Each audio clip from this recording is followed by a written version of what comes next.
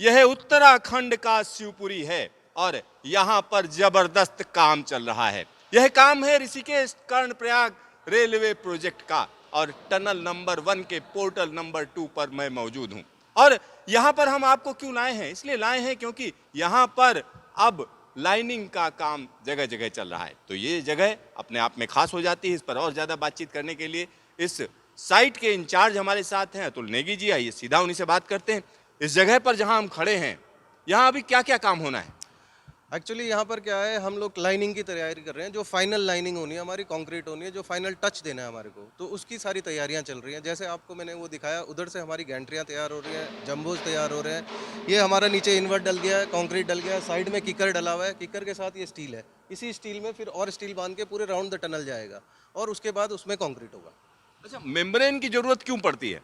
Membrane actually ऐसा है कि वाटर प्रूफिंग जो हमारा मेम्ब्रेन है वो इसलिए है कि जो थोड़ा बहुत अगर पानी आता है टनल में बाहर से, तो वो हमारे अंदर टनल बिल्कुल ड्राई रहेगा। जो फिनिश्ड हमारे को टनल मिलेगा उसमें एक बूंद भी पानी नहीं मिलेगा, इसलिए हम मेम्ब्रेन का यूज़ करते हैं। टनल 1 एमबीटी से होकर जाती है, तो क्या इसमें जो और जगहों पर जो चीज़ें मिल रही हैं उससे कुछ अलग यहाँ पर दिख रहा है आपको? अलग तो कुछ ऐसा कुछ अलग है नहीं, लगभग इस जोन में सब कुछ सेम ही है।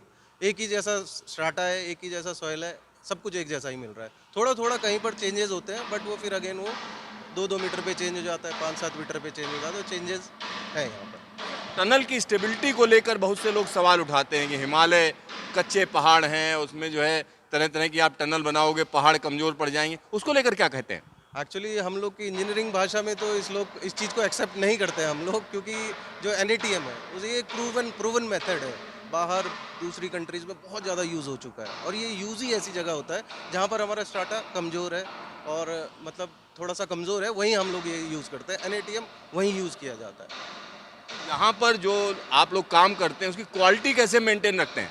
क्वालिटी जैसे आप देख ही पा रहे होंगे, क्वालिटी हम लोग बहुत सारे डिपार्टमेंट्स हैं, सिविल हो गया, मैकेनिकल हो गया, इलेक्ट्रिकल हो गया, सेफ्टी हो गया, तो सब मिल के हम लोग एक टुगेदर हम लोग का एफर्ट है कि क्वालिटी को हम लोग टॉप प्रायोरिटी देते हैं।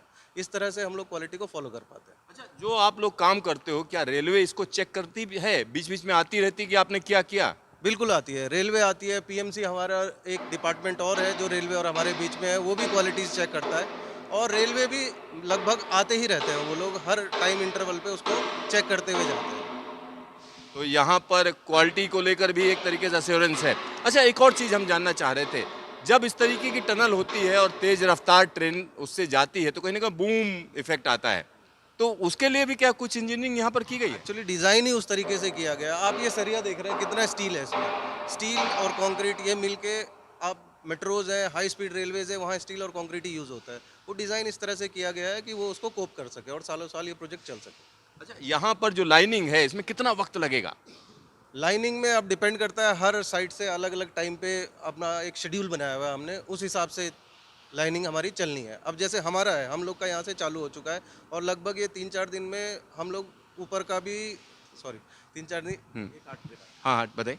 1 महीने में हम लोग 1 महीने बाद यहाँ से गैंट्री हमारी एंटर हो जाएगी और हम फाइनल कंक्रीटिंग करना चालू कर देंगे। अच्छा, एक और चीज़ हम जानना चाह रहे हैं, अब इस टनल की अगर हम बात करें तो क्या ब्रेक थ्रू इसमें अभी बाकी है? हाँ, हमारी तरफ से ब्रेक थ्रू एक बाकी है, एक हमारा हो चुका है। जो नेक्स्ट ब्रेक थ्रू है हमारा वो अगले महीने हो जाएगा। तो यहाँ पर आप समझिए टनल का एक छोटा सा हिस्सा बचा हुआ है। इस टनल की अगर हम बात करें, लंबी टनल है और इसको खोदने के लिए 2 तरफ से हम कह सकते हैं खुदाई चल रही है। बीच में एक एडिट है, वहाँ से भी शुरुआत है, साथ ही साथ यहाँ से भी खुदाई की जाती है।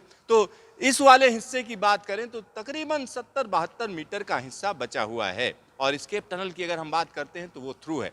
लेकिन जो दूसरा हिस्सा है यानी ऋषिकेश ढालवाला से नीलगढ़ू तक की अगर हम बात करते हैं, वहाँ के बीच नीलगढ़ू के बीच में बात करें तो उसका एक बड़ा हिस्सा बाकी है, लेकिन उस पर भी जोर शोर से काम चल रहा है।